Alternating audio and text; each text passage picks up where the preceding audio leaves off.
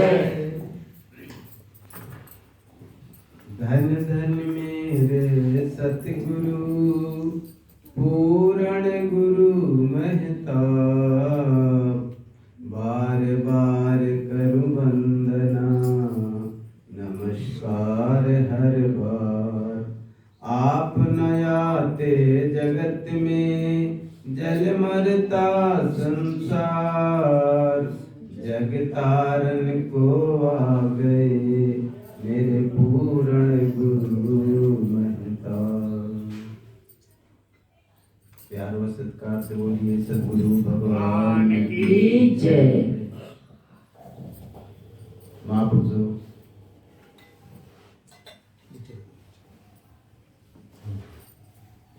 ये ब्रह्म ज्ञान का दरबार है।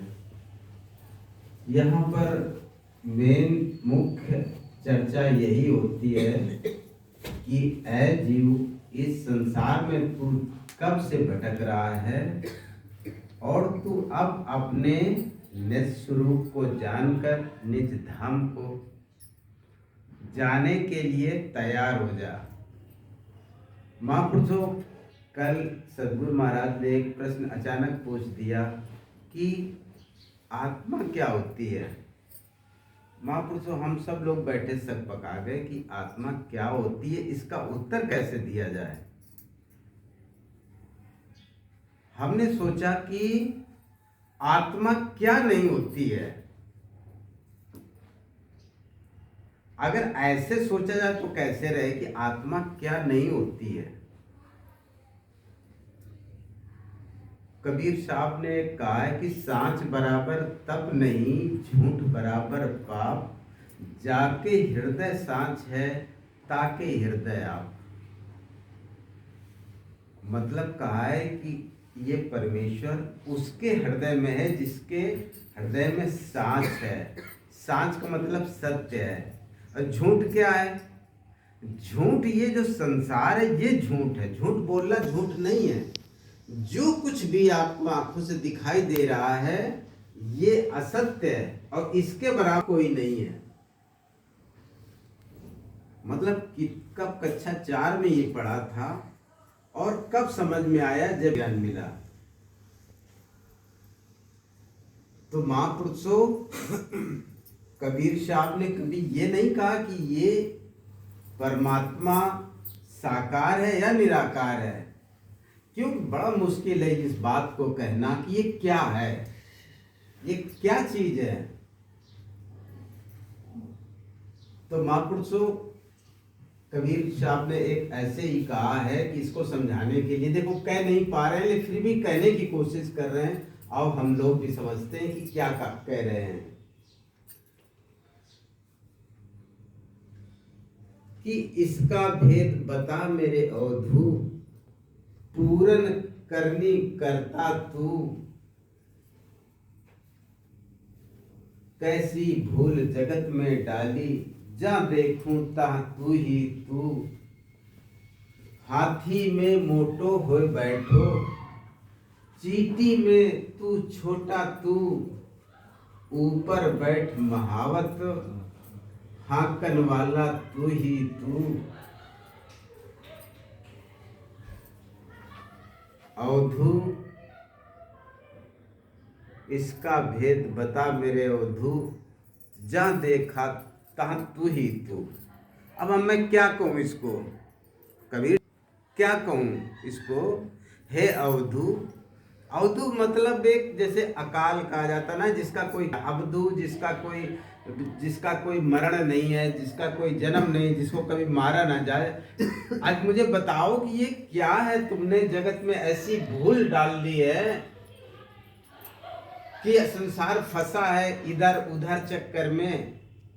और लेकिन मैं तो देख रहा हूं जहां तू ही तू है, तेरे सिवा कुछ है ही नहीं। महापुरुषों, सतगुरु ने ही आपको यही तो दिखाया है कि ये देखो इसके सिवा क्या है। जो आपको दिखाई देता है वो आज फूल खिला है, कल शाम को मुरझा जाएगा। आज जो बहुत सुंदर लगता है वो बाद में आपको क्रूप लगने लगेगा। तो आखिरकार ये सत्य क्या है? तो यही मतलब खुद पूछ रहे हैं, खुद उत्तर भी दे रहे हैं कि हाथी में तू मोटा लग रहा है, चींटी में तू छोटा लग रहा है,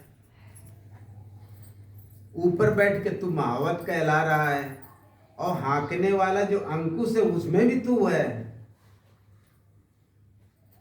अब देखो यहाँ जड़ चेतन की बात खत्म कर दी कि जड़ चेतना ही ग्रंथि पड़ गई, यद्यपि मृषा छूटत कठिनाई। मतलब ग्रंथ तो पड़ी है, लेकिन ये छूटती है, थोड़ी कठिनाई से छूटती है, क्योंकि वो चेतनता तो उस अंकुश में भी है, हाथी में भी है, लेकिन हाथी में ज्यादा है, लेकिन जो अंकुश है जिसे हाँक रहा है उसमें कम है तो जरूर। तो ये नहीं कहेंगे कि वो पूरी तरह जड़ है, क्योंकि वो अंकुश भी खत्म हो जाएगा एक दिन हाथी भी खत्म हो जाएगा, एक दिन सब कुछ खत्म हो जाएगा। तो कहते हैं इसका भेद बता मेरा अवधू, जा देखूं ता तू ही तू। नर नारी में एक विराजे, पूरन करनी करता तू, बालक होय के रोवन लागे, जहां देखूं तहां तू ही तू। क्या कहूं मैं, नर और नारी में तो तू एक ही जैसा है। लोग तो अलग अलग समझते हैं, लेकिन मैं तो देख रहा हूं तू एक ही जैसा है। भगवान कृष्ण ने भी तो यही कहा है, नैव मिस्त्री न पुमानेश, मैं तो न स्त्री हूं न पुरुष हूं, मैं ना नपुंसक भी नहीं हूं। अब बताओ तुम मुझे क्या कहोगे? वो कौन है महापुरुषों जिसकी बात की जा रही है? सोचो, उसको सोचो।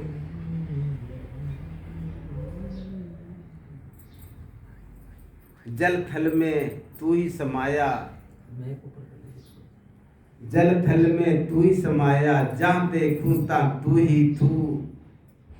इसी को गुरुबाणी में क्या, जलस तू ही, थलस तू ही, मका तू ही, मकी तू ही, तू ही तू ही, तू ही तू ही, तू ही तू ही, तू ही तू। क्या बात कही है। तो महापुरुषों कहते हैं कहाँ नहीं है ये, कहाँ नहीं है।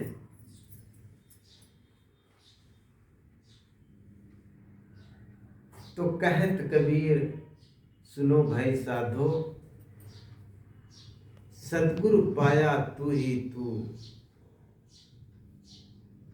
मैंने तो सतगुरु को भी पाया है, तो तू ही तू है उसमें, हमें तो कुछ जरा सा भी नहीं दिखाई दे रहा है। महापुरुष ये दृष्टि ब्रह्म ज्ञानी की है, यही दृष्टि हमको रखनी है। लेकिन अब ये क्या बात कह गए कि कौन है वो? महापुरुषों वो परम चेतन सत्ता है। जिस जगह जैसे ये मन है, जब शुद्ध होते होते जब वो एक चेतन में, शुद्ध चेतन प्योर कॉन्शियसनेस रह जाती है, तो वही महापुरुषों एक केवल बचती है, वहाँ मन भी नहीं बचता है। तब वो देखता कि अरे सब कुछ है, यही तो मेरा स्वरूप है। तो महापुरुषों जीवन का आपका यही उद्देश्य है कि उस अवस्था तक जैसे भी हो, समय कम है, हम मेहनत करें। तपस्या का मतलब ये नहीं होता है महापुरुषों जैसे तप करना, झूठ बराबर तप नहीं। तपस्या का मतलब होता है बड़ा परिश्रम करना। तपस्या का मतलब ये नहीं धूप में खड़े होकर, तपस्या का मतलब परिश्रम करना, ध्यान इतना करना कि कुछ ध्यान से बात बचे ही नहीं। आप सब कुछ देख लीजिए। महापुरुषों इसीलिए कहते हैं कि असत्य को जानिए पहले कि असत्य क्या है। जो असत्य को जान गए तो जो बच जाएगा वो सत्य है। महापुरुषों यही महापुरुषों कहना चाहते हैं, यही ब्रह्मज्ञानी कहना चाहते हैं, यही महापुरुषों सार है। तो महापुरुषों अब भी यही बात उठती है कि इसके ऊपर नहीं विचार, जाके मन बसियो निराकार। अब विचार क्या करेंगे इसमें? विचार तो खत्म हो गए सब। तो महापुरुषों उस अवस्था को हम पाएं जिस अवस्था में कबीर साहब ने ये भजन कहा है, जिस अवस्था में कहा है, सांच बराबर तप नहीं, झूठ बराबर पाप, जाके हृदय आप, सांच है ताके हृदय आप। हे परमेश्वर, आप उसी के हृदय में जो संसार से अटैचमेंट नहीं है, मतलब जिसकी आसक्ति नहीं। आसक्ति का मतलब होता है कि वो कहते ना माया महा ठगनी जानी, तो माया कुछ नहीं ऐसी है। जहां पर भी आसक्ति आपकी होगी ये तो आप ही देखेंगे, ये तो हम ही देखेंगे अपनी कि हम कहाँ फंसे हैं। कोई दूसरा कैसे निकालेगा?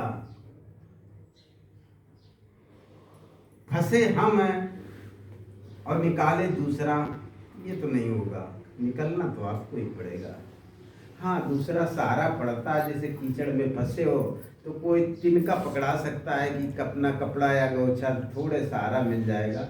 महापुरुषों ऐसे ही है कि हम साधु संगत का, सद्गुरु का और ध्यान का सहारा लेकर के हम अपने ठौर ठिकाने पहुंच जाएं। ठौर ठिकाना सद्गुरु ने बता दिया है, ठौर ठिकाने हमारे शास्त्र भी बताते हैं, ब्रह्मनिष्ठ भी बताते हैं, उस जगह पर हम पहुँचे। महापुरुषों यही हमारे जीवन का ध्येय है। इसी के साथ प्यार व सत्कार से बोलिए सद्गुरु महाराज की जय।